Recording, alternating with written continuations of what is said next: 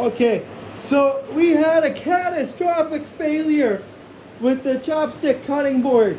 I couldn't film it. The phone actually died during the time, but the end result is this corner of the mold ended up with a small leak that started getting bigger and bigger. And every time I tried to fix it, I think I might have just, what do you call it? I might have festered it a little bit there, and then out of nowhere, this side just fell right apart. It just started falling outward. So we had a catastrophic failure where resin was going all over the place, and it's very messy. And I think it's getting hot. It was starting to react. So we got an extra fan in here. We're out of ice on the cooling table. It's a brand new tank, and I still haven't quite figured out how much ice I need to fill it. So it's been underpowered and cold in cryo power. This is just a nightmare. I can't believe this. I really hope that it doesn't expand to the boards that are here. I'm not even wearing my lab coat right now. I'm just having one heck of a hard time. Oh my goodness. This is just 10 minutes ago or so. I had to phone my dad to come and help. This is ridiculous.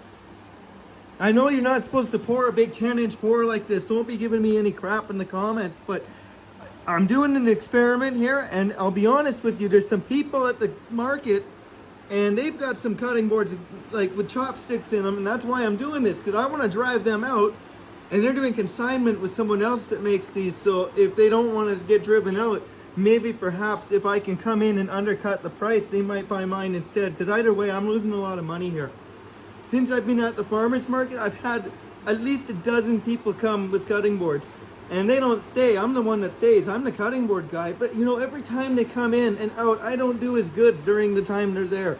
And it's really killing me. I don't want to have to leave. I don't want to have to stop doing what I'm doing, because you know what? Honestly, guys, people are starting to love these cutting boards. I got return customers that come back and they come back.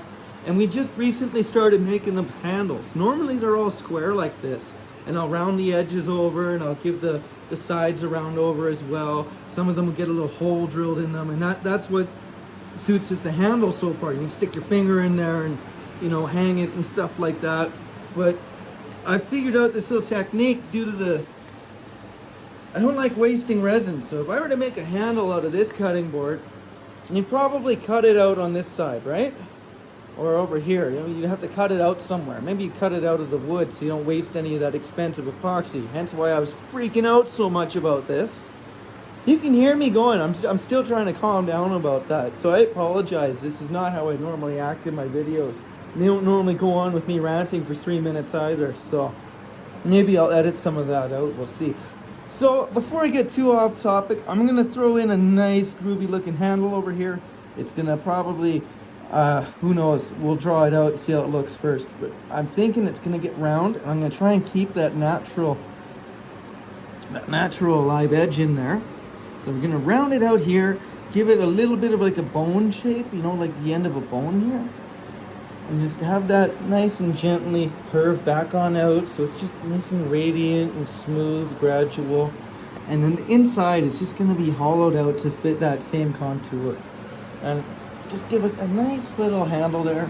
And as for this, to clean it up and make it look more normal, you take that curve and just follow it on ever so gently and just round it right over. Just a small, take off the touch of resin. Like I said, instead of having this full, I figured out the secret. You use a longer piece on one side than this side. So I've been selling resin cutting boards for over a year. I've sold over 200 or 300 boards, or who knows, maybe even more. It's really hard to count, to be honest with you. I just keep making them.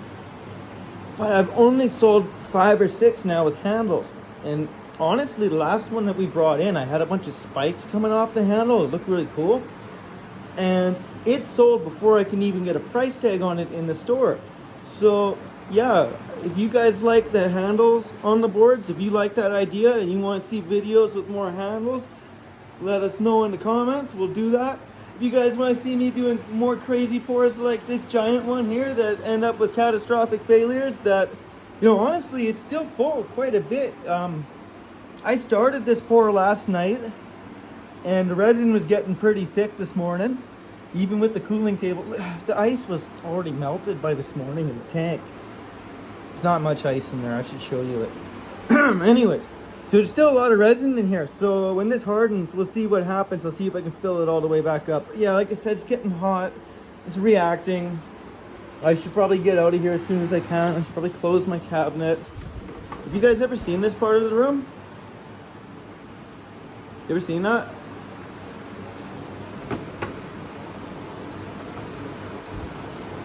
So when I kick the cabinet out of frustration, I guess the door doesn't want to stay closed now? Alright, okay, well this is way too long of a video, so I'm gonna cut it there with catastrophic failure! So after yesterday's catastrophe, I'm pretty sure it needs more resin to be fully completed. Kind of a load of bullcrap, but it's kind of expected as well. And the whole mold breaks open.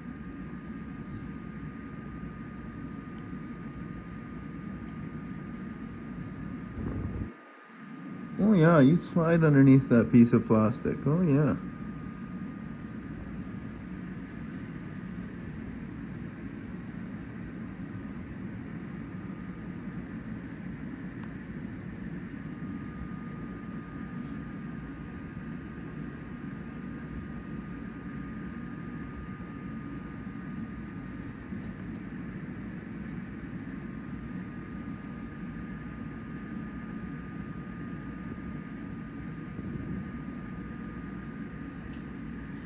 No, I'll slowly pour this all in.